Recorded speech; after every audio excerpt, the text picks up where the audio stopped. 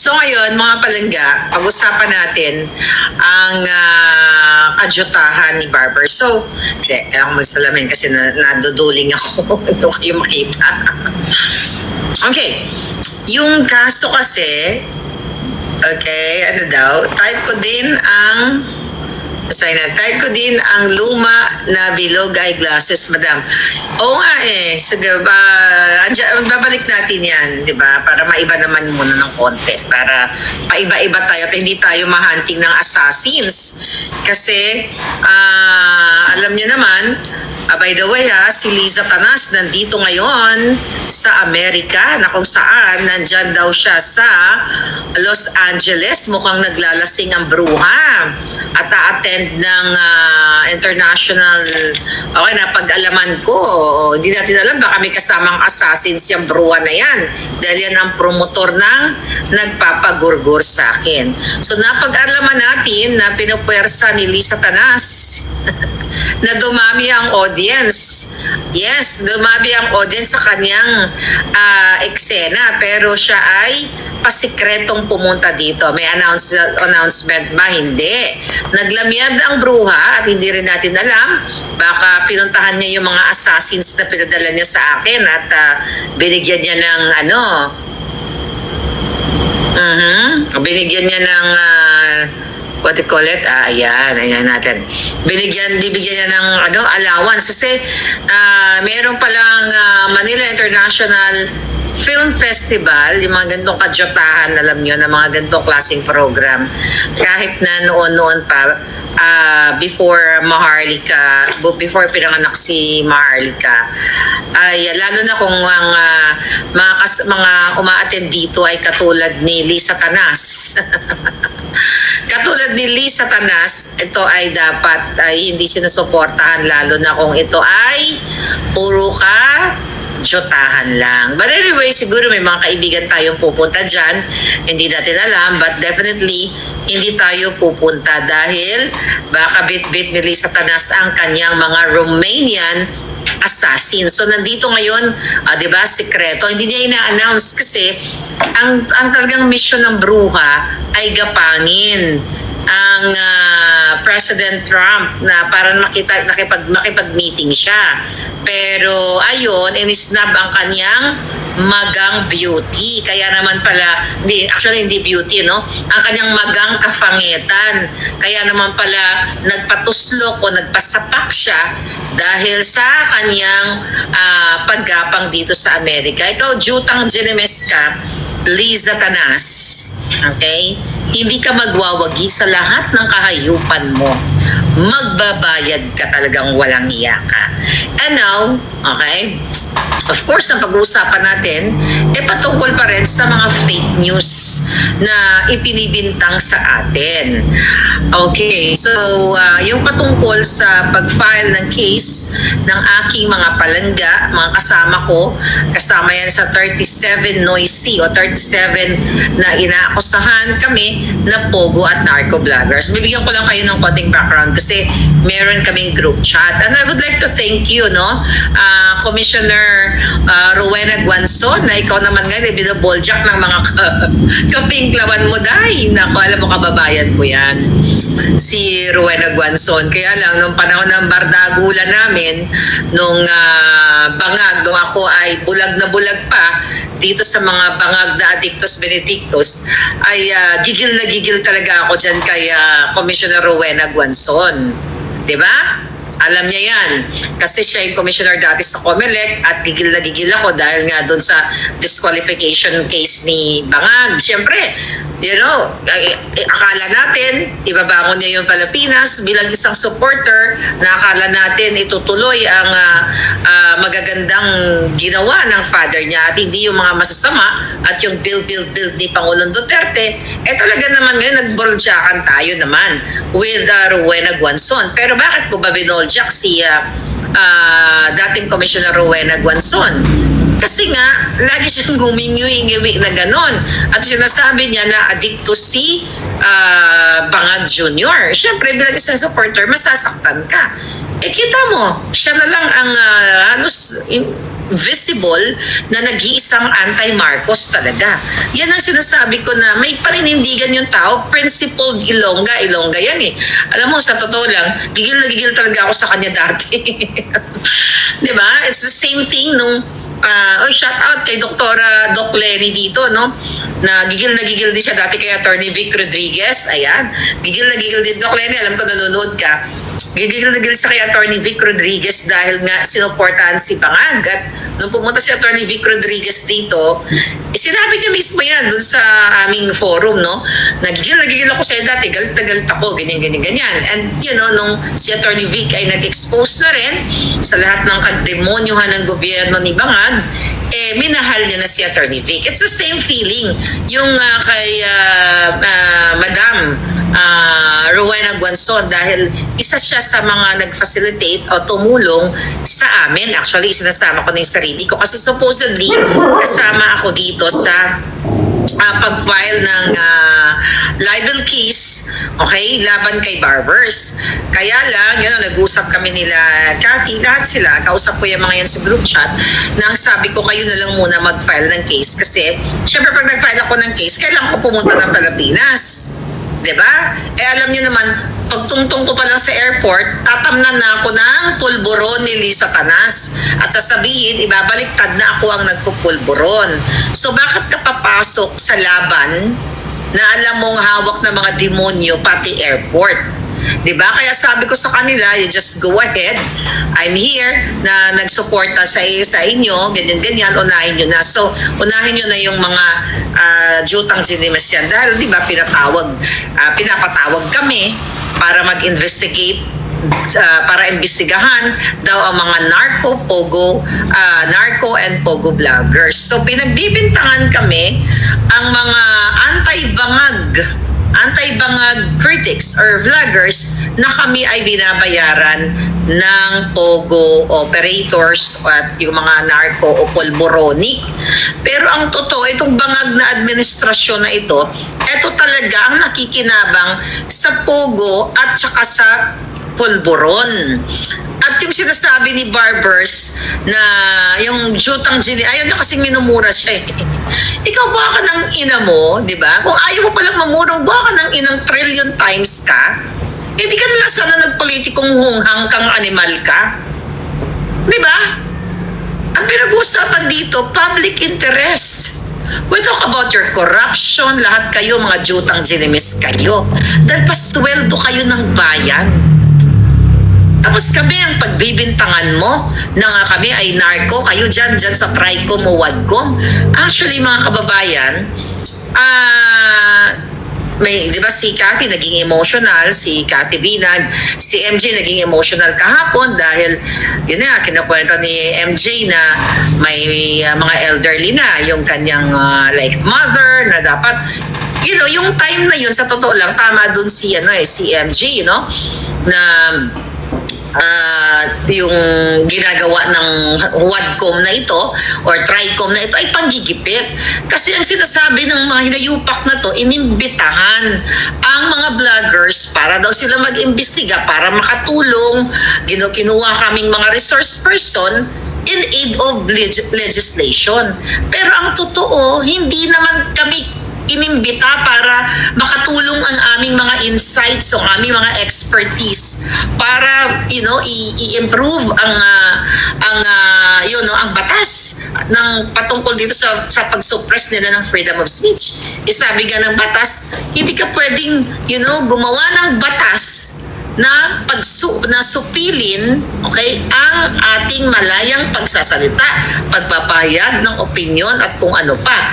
Kaya nga pa ulit-ulit natin sinasabi, mga kababayan, kung gusto pala nila na magkaroon ng mga vloggers. Kasi if you talk about vloggers, huwag ka lang tututok dun sa anti-bangag vloggers. Marami mga entertainment vloggers na nagpapakita ng mga latbi nila, mga kabigaan, kadyutahan na nakakasira ng mga kabataan. Marami mga kabataan ngayon na nag-aspire na maging mga vloggers na ginagawa na lang yung mga kaletsyan. Yung iba kumakain ng tae. Hindi, di ba may mga ganon? Yung iba kumakain ng Yung mga ganon. Yung iba, pinapakita yung bilat na parang magbuka-buka ng mga kipay nila para magka-views lang, katulad ni Lisa Tanas. Diba? Nangingidnap yung Jutang Ginemes na yan. Sabi nga ni Pinoy Ako PH, the most sued government ever, Bangag administration. So ngayon, mga kababayan, kaya naman, yung pag-file ng libel case, cyber libel case, dito kay, pangalan nito, kay Barbers, ay deserve niya. Okay? Pero ngayon, tignan natin. Okay? May sinasabi siya na parang duwag daw itong mga tayo, 37 vloggers, and ginagamit lang daw natin. Mamaya basahin ko yung statement niya, no?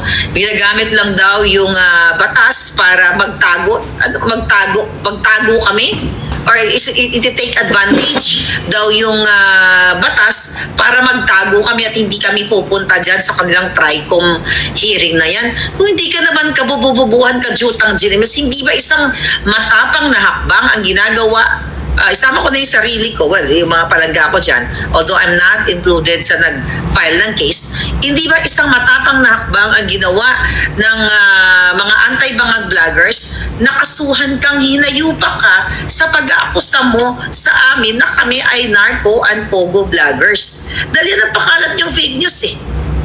Diba? Na kami ay trolls. Pero ang baka ng Ginemes kayo, si Lisa Tanas at si Marcos Bangag, ang mayroong trolls. Kahit tignan nyo ang kanilang account ngayon, ang dami ko ng mga in-expose dyan, mga screenshots, na mismo yung Presidential Communications Office na yan ang nagpapakalat ng fake news. Yang si Bukangkang na tinanggal nilang undersecretary. Diba? Meron tayong screenshot na pinersent na allegedly siya ay kumukubra ng 3 to 5 million pesos, mga kababayan, na budget para sa kanilang mga bangag vloggers or pro-bangag vloggers. Okay? Siguro binibigyan na ng barya pero malaki pa rin itong mga pro-bangag vloggers, tapos according to our source ay bumubulsa ng 3 to 5 million pesos. Ngayon, ito si Lisa Tanas, diba, sinabi ko sa inyo, meron din tayong source dyan na may binabayaran siyang firm na 5 million a month. Ang firm na binabayaran ni Lisa Tanas para mag-trolling, magsabi na siya ay mudlo, na hindi siya mudlo, hindi siya butod. So bakit tayo lang ang iniimbestigahan na anti-bangag vloggers? So makikita mo talaga na ang target nila is tayo, right? Trollbuster. Okay, basahin natin to. Okay. So dahil nga doon sa pag-file ng case kahapon dyan sa Pilipinas, nila Cathy, ayaw makausap natin si mga palangga natin no soon. Excuse me. Ngayon, ang sabi dito ni vloggers, bakit kayo masasaktan kung hindi kayo guilty?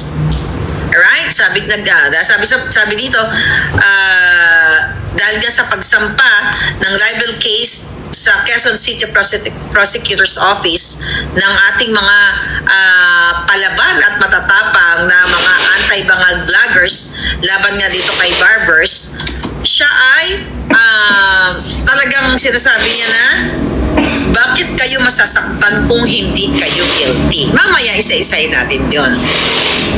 Kung natatandaan ninyo, noong December, nagsumulat itong si Barbers sa NBI na imbestigahan, ang sabi niya, na imbestigahan ang narco vloggers na posibleng connected sa mga pogo. Actually, hindi niya lang sinasabing allegedly. Marami siyang mga interviews outside sa kanyang parliamentary immunity sa loob ng Congressista, House of Congressman, mga kababayan, na talagang mayroong malisyosong pag-aatake sa amin na kami ay pogo or narco vloggers. Imagine mo, di ba? Dahil kasi di ba, may lumabas kasi na article, I forgot kung saan galing yun, na si Barbers ay inakusahan nung particular, I think taga Bukidnon din yun yung sumulat na yun, na inakusahan siya at ang kanyang mga pamilya na mga pulboronic diyan sa kanilang lugar. Kaya galit na galit siya ngayon, 'di ba? Kaya nga dapat ikaw ang imbestigahan ng NBI na hunghang ka. 'Di ba? Ikaw diyan ang head ng House Committee on Dangerous Drugs. Pero ayaw mong ipatawag si Cathy Binag patungkol sa accusation niya na si Marcos Jr. ay isang addictus benedictus at si Lisa Tanas, kidnapper, tsakera, smuggler, ay inabutan siya ng droga o pulburon. Di ba ikaw yung head? Pero gusto niyong punteriyan dahil magkakasabwat kayong hinayupak kayo na talagang patahimikin kami. You know why? Mga palangga, alam naman natin, alam nyo naman yan, na kaya kami pinapatawag dyan sa committee na mga huwad committee na yan o TRICOM na yan, kasi nga iko-contempt kami. Diba? Kayo dyan, ako gugurgurin talaga ako dahil, prior to that hearing na yan, si Lisa Tanas at si Robles kasama yan sa kaso ko na mayroong nagbigay sa atin na na informante nagugurgurin, na pinagugurgur nila ako. So kaya itong nangyayari sa ating mga palangga, actually slight lang, wala pa to sa nangyayari sa akin. Sa ginagawa nilang, akala nila kasi mapapay, madidrain nila ako physically, mentally, financially. Yun kasi yung target nila. Alam nyo naman, last year, sunod-sunod yung kinaso nila sa akin. 4 cases, lahat yung defamatory. Hinabol nila ako dito. Diba? Civil case yun, mga palangga. Kaya nakapag-file sila dito at ginagastos nila ang kaba ng bayan. At ang isa nga, dismissed with prejudice. At yung isa, yung una, napag-alaman ko, tumawag pa talaga sa kanyang mga amiga, mga kaibigan na, sabi niya, papailan ko ng kaso si Maharlika kasi puponduhan at si Lisa Marcos, silam ang magbabayad sa kanyang lawyer's fee. Kaya ngayon, umiikot ang tumbong ng mga buwaka ng ina to, di ba? Na pinaimbestigahan din, ipinapropose nila yan. Isa sa mga cases ko dito, mga kababayan, pinapropose nila, gusto nilang malaman yung finances ko. And I will fight. Okay? Kung sino ang gumagastos daw sa case ko. Yan ang challenge ko sa mga bangag na ito. Okay? Kasi, iniisip nila, okay, ang nasa utak nila, ako ay pinupontuhan ng narco o ng polboronic kung sino pa man. Ganon din yung pagbibintang nila dito sa ating mga vloggers dyan, anti-bangag vloggers. Wala silang makikita hanggang sa huling laban na ito, wala silang makikita na ni piso ay nagbigay ang narco o pogo sa akin o dito sa itong mga palangga ko. Dahil ang nakikinabang sa narco at pogo ay si Marcos Jr., si Lisa Tanas, election season pa lang. Yung isa yan sa mga expose ko at eto nga eto sinasabi ko. Mga kababayan, ang pagpapatawag sa atin sa Congress sa aming mga NARC 37 ay talagang para i-contempt kami, para ikulong kami, magkamali man kami ng, actually kahit hindi ka magkamali ng iyong pagsagot, ay ikukulong ka talaga nila gamit yung panangga nilang contempt. Kaya matatapang yung mga buwaka ng inang yan. Hamunin, yung mga hayop na yan, yung mga kongresista na yan, katulad ni Abante, ni Fernandez, pag wala na kayong immunity, mga hinayupa kayo, diba? Mga talawan kayo, mga duwag. Tapos ngayon dahil ginawa ng mga vloggers, anti-bangag vloggers, ang tamang avenue to file a case against you, Barbers, at meron pa, hindi lang si Barbers ang papailan ng case na yan. Tapos ang sinasabi pa niya, karamihan daw sa nagsampa ng kaso ay mga vlogger nga na inimbitahan, yun nga, doon sa pagdinig sa TRICOM, pero hindi dumating o hindi dumalo. Kaya sabi niya, ni Barbers, ginagamit namin, ng mga vloggers, ang korte bilang panangga sa pagpapakalat ng maling impormasyon at paninirang puri. Paano namin ginagamit ang korte at panangga? Yan ang fair square na laban. Kung ikaw nagjulul ka, na alam mo, sigurado ka na may ebidensya kang jutang genemis ka na kami ay narco, yung sumampas sa'yo ng kaso kami ay narco at Pogo-funded vloggers, ipakita mo sa korte. Eh ako hinahamon ko yung amo mo si Bangag at si Lisa Tanas. Di ba ano ang sinasabi ko? Si Matos Jr. ay addictus benedictus. Yan kung hindi totoo ay paninirang puri. Pero bakit takot yung hinayupak na yan na mag-file ng case against me? Which is sinabi nila nung July na makipag-ugnayan sila sa Amerika. Dahil, deep fake or fake news or fabricated or, manipulated yung video. Bakit hindi sila mag-file ng case? Presidente yan. Yan si Lisa, kung si Cathy Binaga, hindi nila ma-file ng case. Diba? About sa paggagamit nila ng pulburon at sa involved nila dito sa pagsingot and everything. Kasi alam nila na may matibay na ebidensya. Kasi once na nag-file ng case against kay Cathy, against sa akin, diba yung video na yan na ipinakita ko sa inyo mga kababayan, although na forensic examine na yan, i-examine uli yan ng korte at doon magkakaalaman kung si Maharlika ay nagsasabi ng katotohanan na yung video na yon ay authentic. Kasi magkakaroon both parties, magkakaroon yan ng pagsusuri at mayroong independent, na magsusuri sa video na yan. Takot na takot. Kasi yan paninirang puri yan. Kung hindi yan totoo. Yung sinasabi ko na si Lisa Tanas, si Lisa Marcos, si Teddy Boy Locsin ang kanyang asawa, ang DFA, ay naggumawa ng fabricated crime at nagsabwatan para tuluyang makidnap nila ang dalawang bata mula sa Turkey. At nandyan na ngayon sa Pilipinas at hindi nakakausap ang kanilang ina dahil pinakidnap. Diba? Nakipagsabuatan si Lisa Tanas sa tatay ng mga bata dahil according to distressed mother ay magkasabwat sila sa mga illegal na business. Etong sinasabi ko, defamatory ito kung hindi ito totoo. Kaso takot yung mga buwaka ng inang, even yung si Francis Lloyd Chua, takot siya kasi may mga ebidensya na sa loob ng iPad na magkasabot sila Lisa. The reason why nabigyan ng protection si distressed mother sa Belgium. Kaya nga, abangan niyo po yung busy pa kasi siya so hindi pa namin ma-release yung video. So, ibig sabihin mga palangga, because we talk about what dito? Fake news, trolls. Okay? Galit na galit itong mga hinayupak na ito katulad ni Barbers sa amin kasi sinasabi namin ang katotohanan. Kahit murahin namin ikaw, buha ka ng genemis ka, Barbie, 10 ng pamilya mo na nakikinabang sa pera ng bayan, sa pinapasweldo sa'yo, o kung may mga illegal kang mga transaksyon, buha ka ng ina mo dahil yan ayaw mo marinig, di ba? Karapatan ko yan. Karapatan ko bilang isang tao, yan ang nararamdaman kong puot at galit sa ginagawa mo. Is that libelous? No. Ang mura na buwaka ng ina ay hindi libelous. Dapat kinasuhan na. Kung si Obama nga walang nagawa. Nung binulyawan siya ni Pangulong Duterte, ikaw sino kayo? Putang ina ninyo lahat.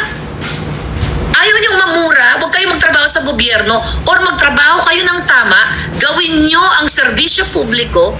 Hindi yung minura kayo, papatawag nyo dyan sa TRICOM nyo, tapos ikukulong nyo mga hinayupa kayo. Kung matapang kayo, lumabas kayo dyan, magsuot tayo ng boxing gloves, kahit babae ako, pitikin ko yung mga itlog nyong mga supot. Alright? Tapos ano sinasabi ni Barbers dito? Okay? Ginagamit ng mga vloggers ang korte para panangga sa pagpapakalat ng maling impormasyon. Julul ka? Di ba? Papayag ba ang korte na mga yan magpapagamit? Yung iba dyan, ginagamit, binabayaran ni Lisa Tanas at baka ikaw, may kakilala ka mga judge na pwede mong bayaran and everything. Okay? Tapos sinasabi pa niya, palangga, sabi niya, hindi daw siya nagbanggit ng pangalan sa kanyang mga talumpati at mga panayam. Kaya sabi daw niya, kung nag-react, ay maaaring indikasyon ito ng kanilang pagkasangkot. Yun ang sabi niya. Ang sabi pa ni Barbers, okay lang sa akin na punahin ang mga palpak o mali sa aming trabaho. Pero pag mumurahin o babastusin nyo na kami ng walang malinaw na dahilan at deliberate na di kukunin ang aming panig sa isyo ng inyong pagbablog, isang ibang usapan na yan. Okay, sagutin natin yan. Okay lang sa'yo na punahin ang mga palpak. Tapos, tangaina ninyo, ang pinupuna nga namin yung panggigipit ninyo, yung pagkulong nyo kay Colonel Grijaldo, ang pagkontempt nyo dahil sa pagsabi ng Colonel Grijaldo na pulis na nagsisilbi sa bayan na kinausap o kinumbinsi o kinumpluwensyahan siya ni Fernandez at itong ni Abante para magsinungaling sa inyong paghiring dyan na idawit ang mga Duterte. So galit kayo mga jutang ginina ninyo, galit kayo? Pambabastos ba yan? Pambabastos lang pagmumura? Ang tawag dyan, outburst, emotion dahil sa inyong kademonyuhan. Dapat nga hindi lang mura. Kung may bitay nga, dapat jitayin kayong lahat sa kahayupan ninyo. Nasasaktan ka sa mura? Lumayas ka diyang hinayupa ka, Barbers, diyan sa kinauupuan mo at kumakamal ka at ninanam-nam-nam mo ang pera ng bayan simula pagpasok nyo pa lang sa Congress. Ang paglamon nyo ay pera namin. Kasama ako dyan, kahit sa Amerika ako. Pera ng taong bayan. Ano ang sabi mo pa? Sabi pa niya, dapat kunin daw ang panig nila sa issue ng inyong pagbablog. Okay, I challenge you. Kunin yung panig. Katulad ng pag-challenge ko kagabi. O magpa-interview ka sa akin. Hindi kita mumurahin. Buha ka ng inahangay, buburahin kita. O sige, magpa-interview ka dyan, Maharlika Network at Proton Mail. Gusto ko malaman ang iyong panig patungkol dito sa pag-file ng case ng mga anti-bangag vloggers. At tatanungin kitang hayop ka, bakit hindi nyo buksan-buksan yung hearing na yang doon sa alitagtag na nahuli na tunituladang pulburon. At tatanungin ko yung panig mong hinayupa ka na bakit yung presidente ninyo na Adictus Benedictus ayaw niyang i-push na magpa-hair follicle. At si Lisa Tanas, itatanungin kita, bakit hinahayaan yung nangingidnap yung jutang genius na babaeng yan? Magpa-interview ka. Hindi kita bumurahin during the vlog. I will ask, good question o relevant question na ang magbebenepisyo ay taong bayan. Ayop kayo. Ngayon kinasuhan kang julul ka, sasabihin mo ginagamit ng korte, panangga. Kahit ikaw nga ang nanggagamit kayo, ang mga hayop kayo. Yung inyong parliamentary immunity dyan sa Congress, ginagamit ninyong my God, ang sarap niyong tirisin. Kasi galit na galit sila, di ba, nung unang patawag noong February 4 ba yun or 5 sa Pilipinas, hindi nga din sumipot yung ating mga noisy na anti-bangag vloggers dahil nga nag-file, kasama din ako sa group niyan, nag-file kami, isama ko din sarili ng petition for certiorari and prohibition sa Supreme Court para nga magpaliwanag itong mga inayupak na ito na bakit ang resource person, mga kababayan, dahil hindi ka naman akusado, wala ka namang krimen na ginawa. Actually, pwede ka mag-deny kung pupunta ka o hindi. Kasi ang inaano nila, as a resource person, hinihingi ang iyong insight, ang iyong expertise nga, ang iyong nalalaman sa mga bagay-bagay. So, hindi ka nila pwedeng pilitin. Imagine mo si Joe Smith Medina na nasa Thailand na namumuhay ng maayos doon. Pinagbibintangan na ang political witch boy ay kanya, ako yun. Pinatanggal na nila, nireport na naman ang buwaka ng inat. Gobyerno na naman ang may akda ng gusto tayo. Ilan na bang Facebook page ko ang pinatanggal, pinatanggal, slam, okay? Yung Maharlika natin, yung ating Maharlika Buljakera, na more than 1 million viewers, subscribers na dapat yun, pero tagal na. Pero andito pa rin ako. Buhay pa rin ang ating alindog kahit gusto tayong ipagurgur ng mga walang iya. So ngayon, ito yung mga puntos na gusto kong sabihin na sinasabi ni Barbers na bakit kayo masasaktan kung hindi kayo guilty? Diba? Itong mga ganito mga palangga at yung pag-submit niya ng letter dito sa NBI para imbestigahan nga yung mga tinatawag niyang narco-vloggers, ito'y malinaw na mayroong libelous implication o paninirang puri sa amin na kami ay pogo vloggers at narco-vloggers. Bakit ko sinasabing libelous ito? Kasi ito yung tinatawag sa libel, di ba? Kailangan may malisyoso kang sinabi. This is a malicious accusation. Kasi yung sinasabi niya, mga kababayan, okay, na dapat imbestigahan itong mga narco-vloggers na to, mga palangga, ipinapakita niya dito, okay, sa taong bayan, sa media, dahil nagpapa-interview siya okay, na kami ay talagang posibleng may connection sa Pogo at sa Pulburon. Even though ang sinabi niya na hindi daw niya pinangalanan, even though na hindi niya sinabing ang aming mga pangalan isa-isa, pero yung context ng kanyang pagka-deliver, ng kanyang interview, ng kanyang pananalita, mga palangga, sa kanyang mga media interview, mga press conference siya, ay pagpaparinig o ang tawag dyan ay innuendo. Pinaparinggan mo kami di ba? Na kami ay ang ibig niya sabihin tinatarget niya kami na kami ay narco-vloggers. Hindi mo man sabihin ang pangalan namin, Barbers, matatalo ka sa kasong ito. Paninirang puri yung ginagawa mong hinayupak ka. Kasi even though hindi mo pinangalanan isa-isa, pero ang deliver mo ng pananalita na imbestigahan itong mga narco-vloggers na to, and we are really identified. Kaming mga 37 noisy na sinasabi, kami lang ang iniimbestigahan Yung mga entertainment vloggers ba? Yung mga vloggers ni Bangag, yan ang narco-funded.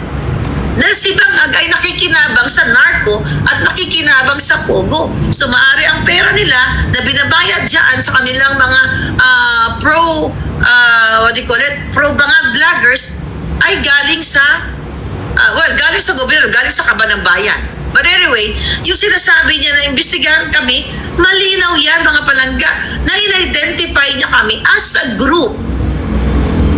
Anti-Bangag vloggers o they call us as DDS, di ba? Malinaw yun yung kanyang pronouncement na imbestigahan, sumulat sa NBI. Kaya tignan mo si Jonah Bines, si Ibi, so lahat kami, di ba? Na talagang tinatarget kami ng NBI, tinatarget kami ng PNP, yung sunog na yung si Torre na yan. Mananagot kayong lahat. Kasi kami sinasabi ninyo na kami ay pa-funded ng Pogo Narco na yan. Pero kayong mga inayupa kayo ang nakikinabang. So, ginawa namin yung tama sa tamang proseso na pumunta kami sa korte, pumunta sa prosecutor's office para magreklamo dahil dito sa pagbibintang. Tapos ngayon sasabihin ng vloggers barbers na ito na ginagamit ng mga palangga ko na nag-file ng case ang korte o ang batas. Nakakaya naman dyan sa Quezon City Prosecutor's Office. Uy, that's very libelous. Papayag ba kayo na gagamitin namin kayo? Kaya kahit hindi mo binanggit, Barbers, ang pangalan namin isa-isa, malinaw pa sa puting ikinula o sa sikat ng araw, okay, na kami ay pinupunterya mo o sinabihan mo na kami ay Pogo narco-funded vloggers. Kasi hindi naman porket sa libel, hindi naman porket hindi ka pinangalanan ay hindi na libelous yun. Inatake mo kami as a group. Kaya nga ito ang pag-file sa'yo ay grupo ang nag-file sa'yo, hindi lang isang individual. Diba? Kasi ang inatake mo kami. Sinisira mo yung reputation ng mga vloggers namin like me. Diba? Matagal nyo na kaming sinisira. Lalo na ako, tinisira ako ng gobyerno ni Bangang. It just so happened na hindi nila na-anticipate na mas malakas sa Bagyo o sa Buhawi ang personality ko. Kaya hindi nila ako natumba. Gusto akong gurgurin. Gusto ko i-financially drain. Emotionally, physically, lahat. Kailangan nating labanan yung mga hinayupak na to. Di ba? Kasi itong like yung iba dyan, hindi naman talaga vloggers, nagsusulat lang naman yan. Nagkukomento like yan si MJ, hindi naman yan nag-YouTube. Yung si Crisette, hindi rin nag-YouTube. Si Cathy, hindi rin naman nag-YouTube. Yan, nai-interview lang natin yan. Oh, ano sinasabi mo na pogo sila? Ngayon, nasa iyo ngayon yung what? Burden of proof.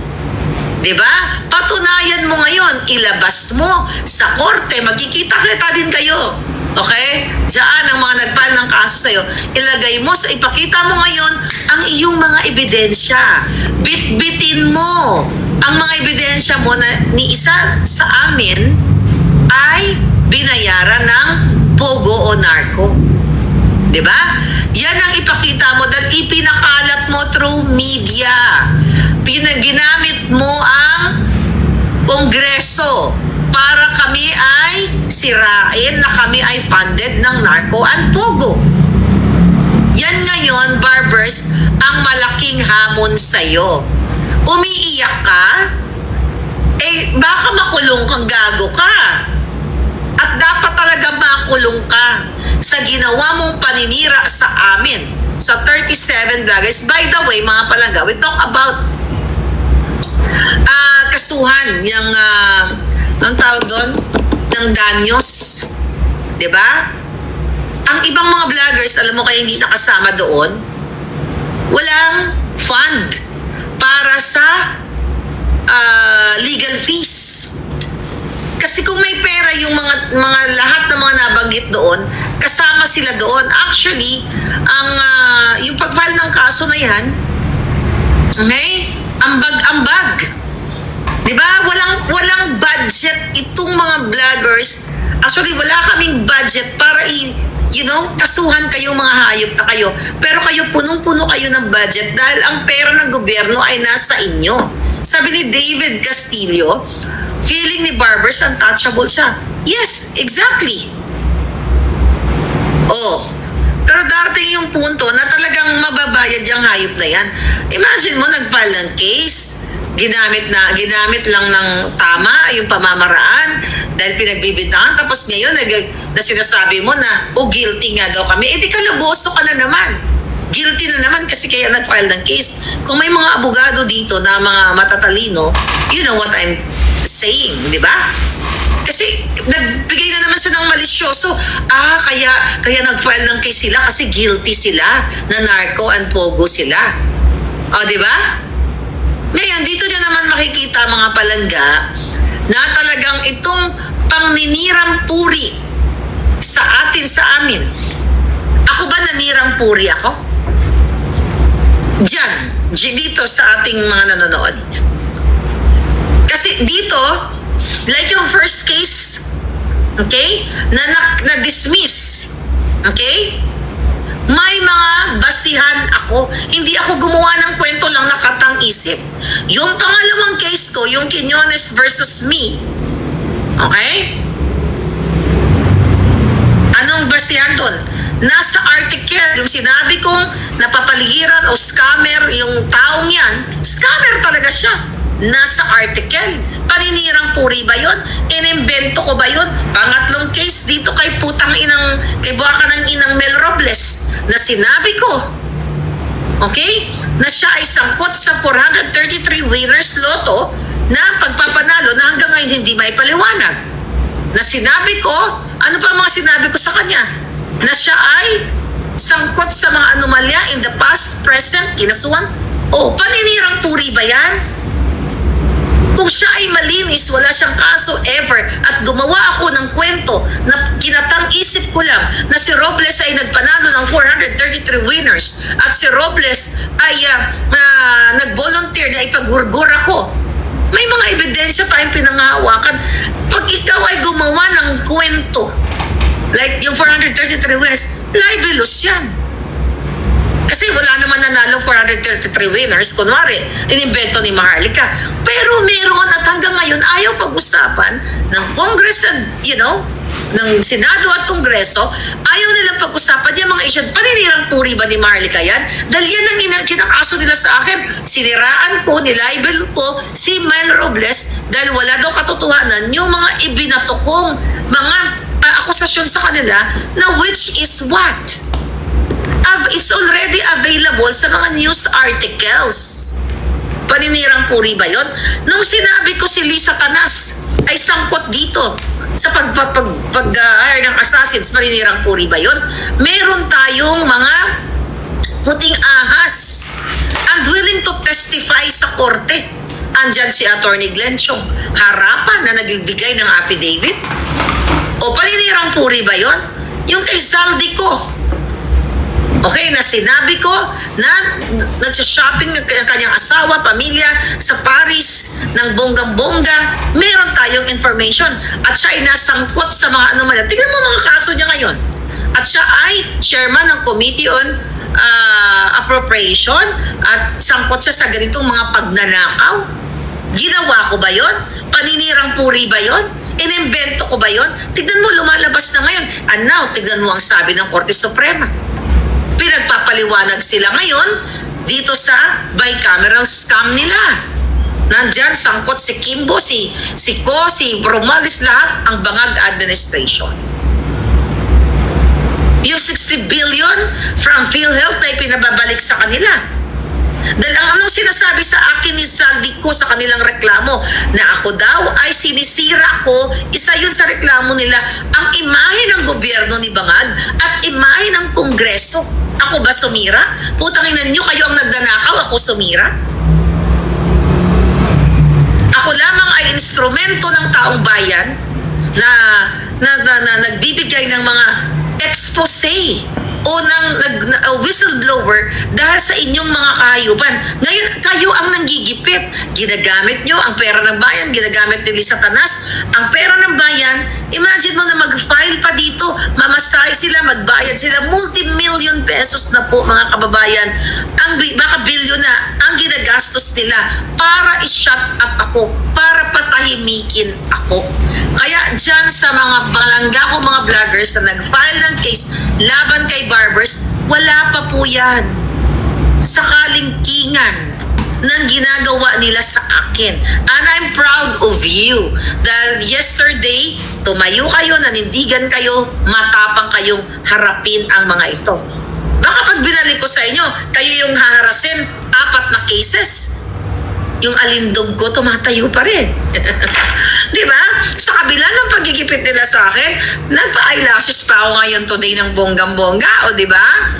Oh, that's how you fight. Huwag ka magpapakitang lugmo ka. Ipakita mo yung tapang mo kung pwede nga lang kamao sa kamao. Di ba? Tapos na yung mga yan. Ginagamit nila pera ng bayan. Di ba? Para tayo gipitin. O, saan ka nakakita? 4 na aso.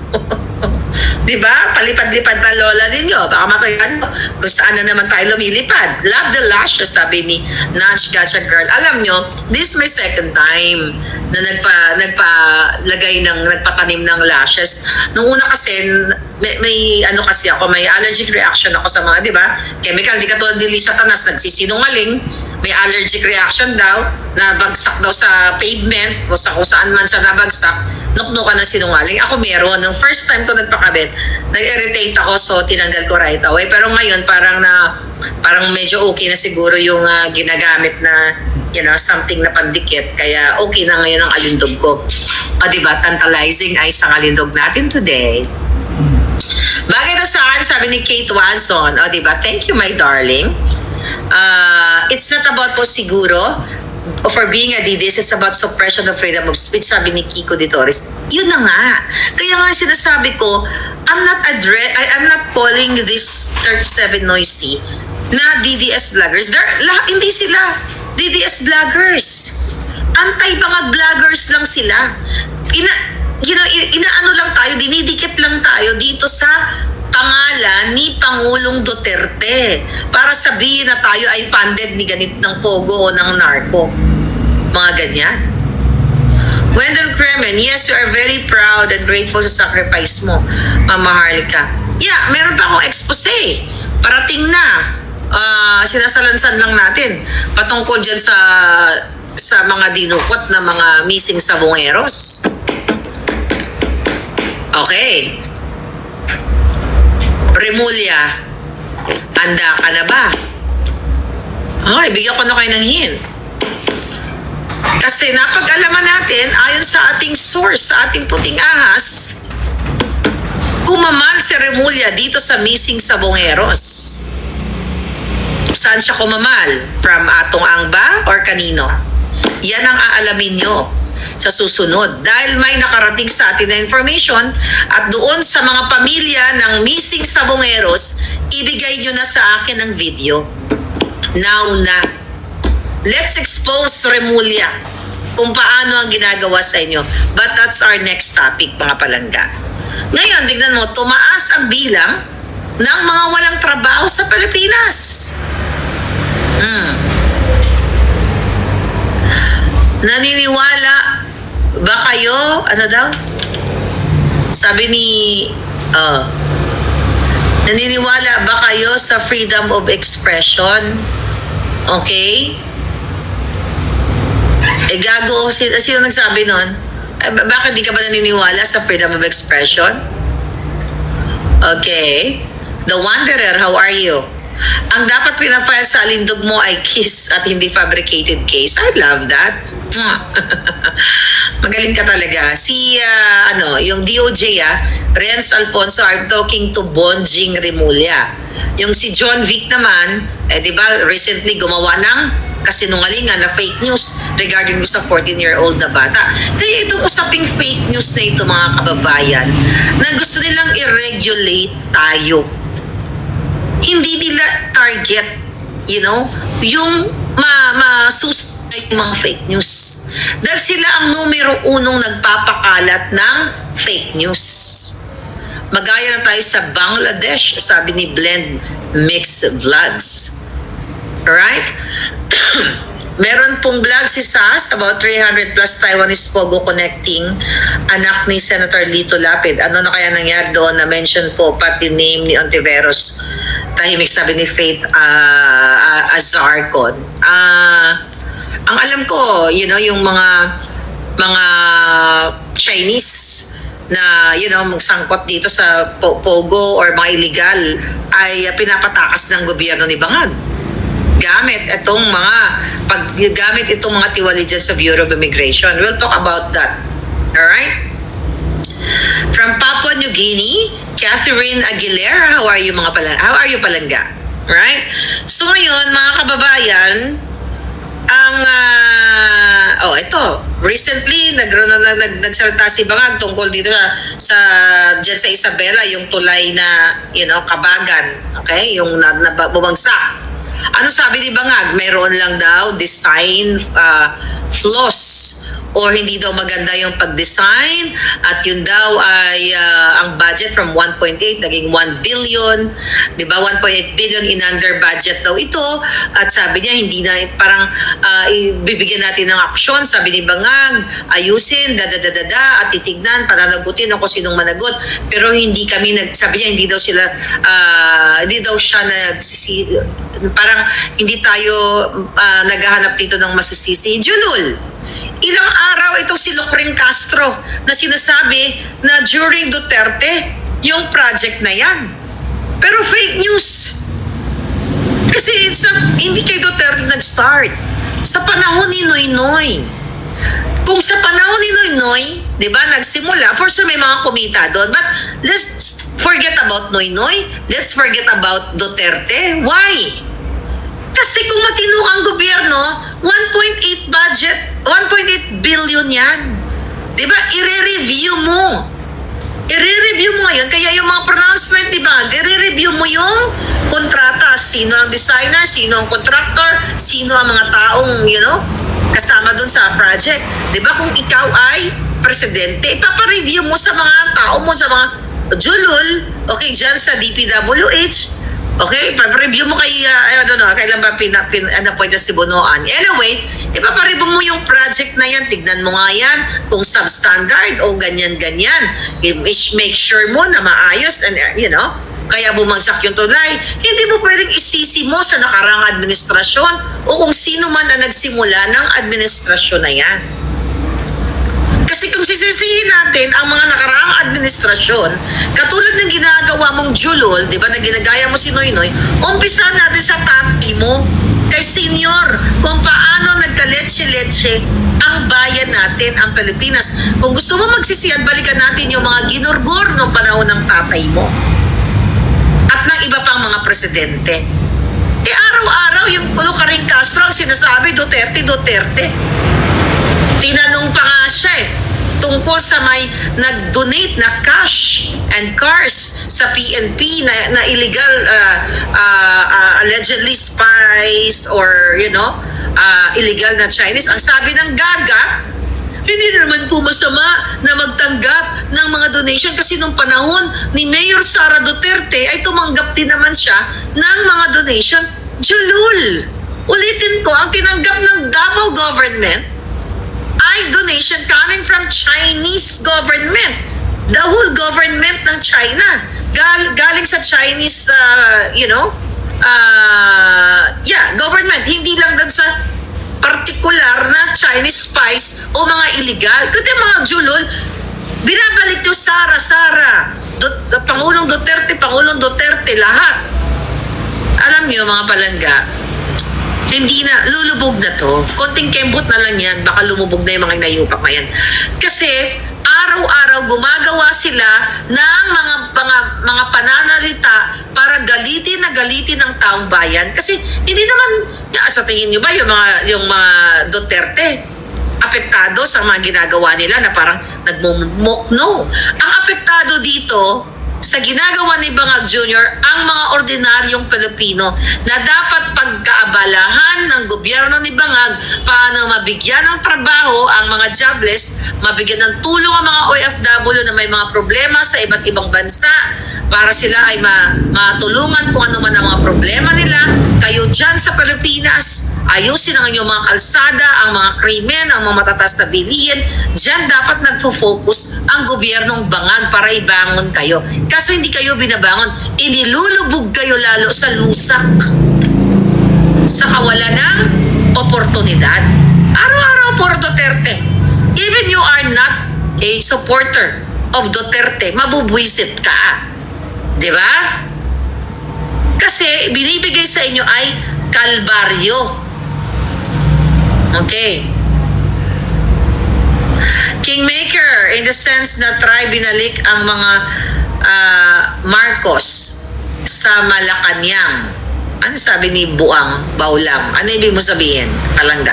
Kumakamal sa oil smuggling, sabi ni Troll Basser. Ayun na nga, kumakamal si Lisa Tanas, ang pamilya niya, si Bangag, sa smuggling dyan sa Bureau of Customs, importation, illegal importation, at kung ano-ano pa. Now what? Puro sisi sa mga Duterte. Pag successful credit grabber, pag bumalpak sisi ng mga Duterte. Kaya nga, wala nga pinagkaiba kay Noynoy. Diba? Liz Vergara, how are you? Okay. Cabal deep state use mainstream media and drug to control us and conquer the world, sabi ni Jennifer Kadungog. Oo nga, yung problema din natin sa US. Mahirap na kami dito dahil maliit ang sahod, sobrang mahal ang bilihin, sabi ni Letty Jan. Nararamdaman nyo yan, mga kababayan, dyan sa Pilipinas. Sabi ni Rodrigo Anod, Chulul iyan si Bangag, but structural engineer ba siya? Hindi nga nakatapos. O nga, paano niya nalaman nagkaroon ng flaws o ng, sabi niya, weak daw yung design. Katulad niyang weak na pulboronic. So malaman natin kung ano na naman yung mga mga ano diyan, mga magagaling, no? Like engineers, tignan natin kung anong masasabi nyo diyan. Ano ang analysis nyo diyan sa sinabi ni Bangag na kesyo yung sinisi talaga nila, yung truck na dumaan dahil 100 tons daw yung bitbit, tapos dalawang truck at palpak. So mga ganun-ganon. So kung meron mang kapalpakan, ang Bangag na administration, okay, ang may pakana. Ano daw, Kate Johnson, Riza, papalitan daw ni Pimentel, parang Ko at Kimbo stick to the plan. Ang alam ko, ang DICT, si Ivan Uy, may sinilabas ang bilyonaryo na tatanggalin or magre-resign na si Ivan Uy dahil hindi niya kinakaya yung trabaho sa DICT. Eh di ba yan yung kasabwat ni Lisa Tanas sa pakikusap doon sa Smartmatic para dayaan yung 22 election? Yan ay expose at nasa affidavit ni Attorney Glenn Chong na sinubmit niya sa Congress na ayaw imbestigahan ng mga hinayupak. So ngayon mga kababayan, etong si Ivan Uy, na-meet ko yan doon sa Paway, okay? At hindi niya na kinakaya siguro hindi niya na kinakaya lahat ng, ito pala, nag-step down na pala. Finally. Ano sabi dito? Ivan Uy steps down from post, ayon sa report. Alright. Ivan Uy has tendered his resignation as Secretary of the Department of Information and Communication Technology. Ayan, hindi na nakayanan. Alam nyo, lahat. Okay, tignan natin. Sayonara. Sabi ng bilyonaryo, frequent flyer Ivan Uy reportedly quits DICT amid Malacanang pressure. Kasi mapipressure ka talaga. Pag ang inuutos sa'yo ni Lisa Tanas, ikaw Ivan Uy, alam mo, na-meet ko to si Ivan Uy. Kaya lang naman ako nagsasalita dito at nagagalit tayo sa kanila, katulad kay Ivan Uy. Buti nga, nag-step down ka na. I don't know kung is that really for good na ayaw mo ang ginagawa ni Lisa Tanas. Ikaw Ivan, yung asawa niya na-meet ko. May mga picture kami yan. She seems so nice person. Yung asawa niya, kahit first time ko pa lang nakita. I forgot her name. Pero mukhang napakabait nung asawa. Well, magkaiba na. Ikaw, Ivan Uy, kung may pagmamahal ka pa sa bayan, i-booking mo na si Lisa Tanas. Ginamit kayo ni Hubert Guevara. Namatay na nga si Hubert Guevara Dapat nga paimbestigahan pa yan ng pamilya. Baka 'di ba may mga reports or allegedly ay nilason. 'Di ba? Dapat imbestigahan yan, ipaporensik yung katawan ni Hubert Guevara. Dahil kasabwat ni Lisa Tanas yan, kasama yan sa expose ni Attorney Glenn Chong sa kanyang affidavit diyan na si Lisa Tanas ay isinama si Ivan Uy at saka si Hubert Guevara doon sa pagdadaya nila sa Smartmatic. Ilabas mo na yan, Ivan. Diba? Para sa pamilya mo at sa buong Pilipinas, il-squill mo na yung kaputahan ng amo mong si Lisa Tanas. Kung may natitira ka pang takot sa Diyos o kahihiyan sa iyong mga amiga o sa iyong community, i-booking mo na si Lisa Tanas ay kasabwat o sinabwat ka sa pandaraya sala. Na pressure ka. I hope, makakakuha tayo ano yung talagang real reason kung bakit nag-step down itong si Ivan Uy. Lahat nakikita nyo ginagawa ng Bangag.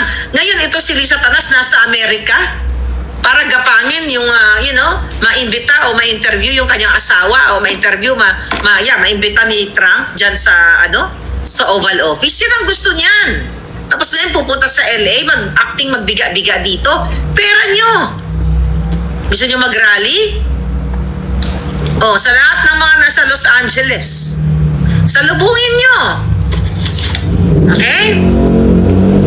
Ayan yung email ko. Bigay ko sa inyo yung information. Okay?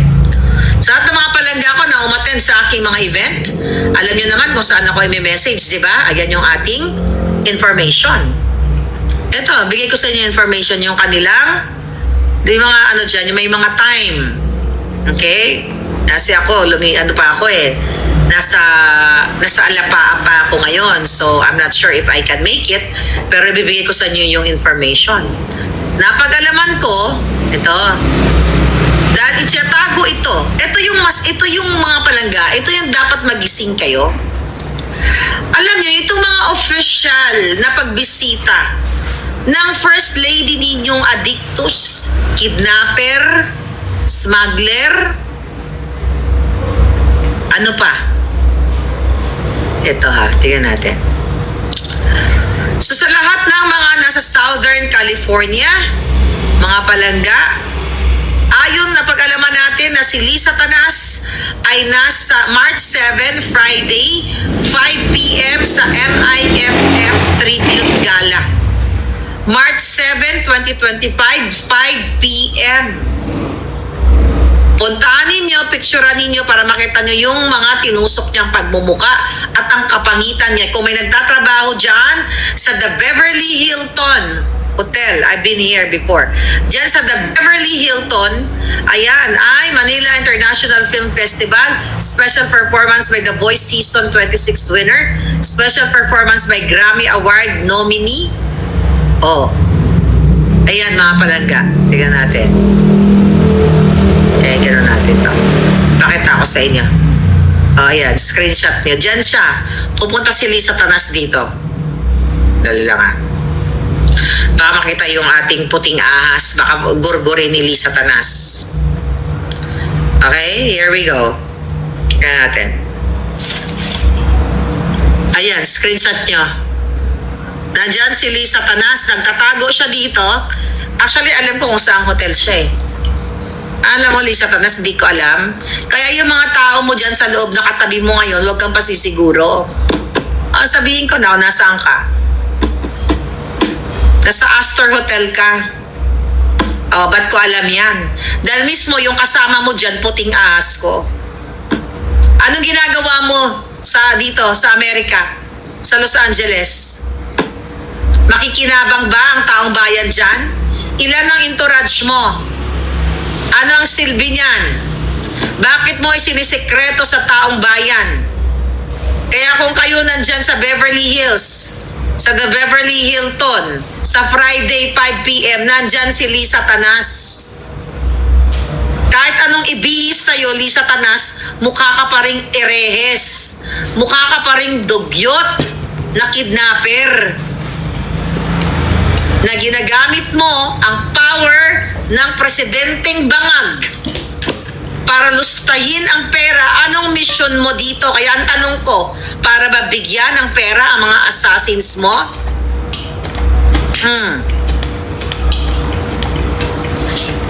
Yung mga nasang hotel siya ngayon, videohan mo yung kadyang-kadyangita nila. Doon sa nagbigay sa akin ito na nasa likod ngayon ni Lisa. Baka gurgurin. Di ba? Mga palangga, baka gurgurin.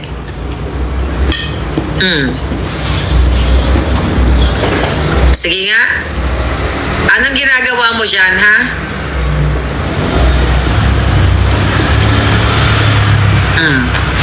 Magkano per night? Magkano sinusunog mo? Magkanong tinitira mo? Di ba? Pag mga ganyan na mga travel, dapat yan pinapaalam sa taong bayan. Kasi pera ng bayan yan eh. Bakit sinisikreto niya yung pagka-travel niya sa Amerika? Nag-attend siya doon kay Lara Trump. Wala nga silang picture kay Lara Trump. Sige nga. Kahit anong gawin mo, Lisa Tanas, kasi nung nagpatuslok-tuslok ka pa para pumantay yung mga kurukurobot mo. Kahit pumantay man ang kurukurobot mo, Lisa Tanas, one day puputok lahat ng mga ugat mo at matutunaw ka sa mundong ito at itahatid ka na sa impyerno. Dahil ikaw ang pinakamasamang babae sa lahat, sa buong mundo. Lalo na sa Pilipinas. Dahil ikaw ay nanay o pinuno ng mga kidnapper. Kaya no wonder ang kidnapping sa Pilipinas talamak. Kaya nga, mag-isang taon na challenge ko, kung nagsisinungaling ako, kasuhan mo ako about that kidnapping na ginawa mo. Dahil mananagot kang hinayupa ka, darating ang panahon magbabayad ka. Ngayon, dahil hawak nyo ang gobyerno, nababayaran nyo ang mga tiwaling general, kayo naman, na mga sandatahang kasuputan. Tumayo na sana yung mga buto ninyo at ipaglaban nyo ang taong bayan. Maawa kayo sa bayan ninyo. Ngayon, si Lisa Tanas, nagpapakasarap dito sa Amerika. Pera sinisikreto. Diba? Pera nyo. Karapatan nyong magkaroon ng balita kung bakit siya pumunta dito. Ano ang misyon niya? Pwede niya bang lustayin? Gamitin ang mga staff ng gobyerno para dito, magpakasaya sila dito? Ano ang pakikinabang ng sambayan ng Pilipino sa kanyang pag-visit dito? Oh, sandamakmak na ang expose ko. Hoy, mga sandatahang supot, patayuin niyo yung mga boto ninyo, mga linti kamo. 4 cases against Maharlika. At tumatayo pa rin ako with my tantalizing eyes. Di ba? Ngayon, yung mga vloggers dyan, kinakasuhan, hindi ba kayo gising? Patawarin niyo ako dun sa mga hindi naman talaga support, yung mga tuli. You know, alam ko hindi kayo nagagalit sa akin. Yun, alam niyo yung punto ko. Tinataya ko na nga yung alindog ko dito eh. Jutang Genemes, kung ako lang ang may power na gurgur ko na lahat ng mga may kasalanan sa bayan. At ngayon, tatanungin niyo ako muli. Kung willing ako i-trade ang buhay ko, kapalit ng gurgurin lahat ng mga jijimonyo, pag binigyan ako ng power, sino kaya magbigay sa akin ng power? Di ba? Kukulamin ko lahat yan. No, but, but anyway, mga kababayan, may pera sila pampaganda pero ang papangit pa rin. Sabi ni Ringo 100, exactly, no. That's your money. Ba sila ubuto, sabi nila. Ay, ambot, kaluoy man ang bayan ko. Hindi po ba, okay, sabi ni Hilda Quijano, Madam, Marlica, hindi po ba illegal detention na yung kay Colonel Grijaldo? Nakakulong pa po yata hanggang ngayon. Ayun na nga, kayo mga kapulisan. Yung matitino matitino lang. Yung kanyang kabaro, kinukulong, maaaring kayo na. Oh. At napag-alaman ko, itong mga pulis na ito, ikaw, DOJ Remulla, alam mo niya yung mga gumurgur doon sa mga, mga missing sa bungeros. Nakikinabang ka lang eh. Bitinin muna natin mga palangga, kasi mas maganda, upuan natin yan. Napag-alaman natin, ayon sa ating source na kumukubra ito si Remulla. Kaya dun sa may video nga hawak, isend mo na yan sa akin palangga. Dun sa pamilya ng mga missing sa bungeros, mag-email na kayo kay Marlica. Isawalat nyo na. Ako na nga sumasalo dito eh. Sabi ko nga dito sa ating mga puting ahas, ang sabi ko, sasaluin ko na lahat yung bala na para sa inyo. Ako na, hindi ko kayo pamangalanan. Ilagabigay nyo lang sa akin ang mga dapat natin ipakita sa taong bayan. Kawawa na. Kayo dyan lahat. Ulitin natin, krimen, mataas na bilihin, kadyutahan ni Lisa. Well, paulit-ulit, everyday ng buhay ninyo, ninanamnam ninyo ang kahirapan. Diba? Tapos, gusto pa nila i-impit si Inday Sara sa 125 million. Pero itong multi-billion na bi-cameral scam nila, by-scam nila, 5,500 flood control, smuggling ni Lisa, kidnapping ni Lisa Tanas, bogo ni Lisa, lahat. Sila dapat ang ma-impeach. Actually, hindi enough ang impeachment sa kanila. Dapat sa ila, gurguriog. Kulang yan, nakabayaran. Kung may gurguriog na parusa sa ngalan ng batas at jitay, yan ang deserve nila. Ay, nako. Sabi ni Dennis, Arenas, grabe ang sakripisyo mo, Miss Marlica Di Biro. I know. I hope one day bigyan niyo naman ako ng corona. Bigyan ako ng award. Bigyan niyo ako ng corona. Anyway, from the bottom of my heart, thank you. Kasi hanggang ngayon, lumalaban pa rin kayo. You have to fight. Binababoy na kayo ng kasinungalingan ni Lisa Tanas ng kanyang pamilyang adik. Palangga, ulitin ko, if you talk about paninirang puri, ako dapat ang inuna nila talagang nakasuhan. Kaya challenge ko si Bangag. Tanas.